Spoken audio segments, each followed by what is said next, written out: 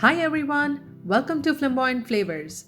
I am Reena and in this video I'm going to show you how to make Starbucks Style Mocha Frappuccino at home. It is super duper easy to make and no need to spend money on getting a fancy drink at Starbucks. Just make it at home with all the ingredients that are probably available in your pantry at home or easily available in your nearby grocery store. Before we get started, please subscribe to my channel for new videos I post every week and don't forget to hit the like button if you enjoy this recipe video.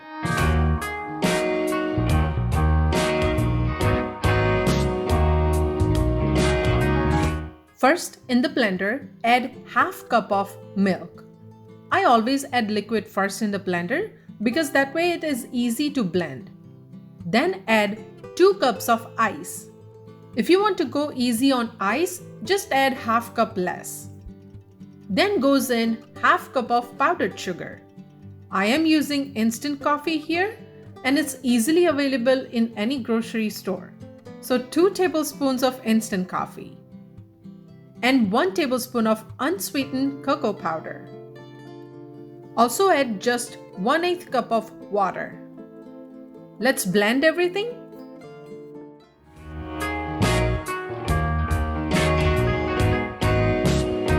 Looks like it's ready.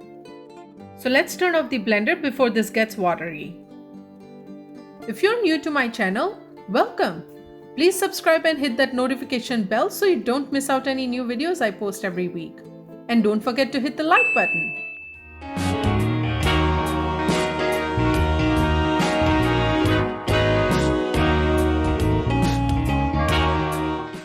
In a glass, swirl around some chocolate syrup to make it look fancy, just like Starbucks serve their frappe. And of course, this is totally optional. And then pour in the frappuccino in the glass.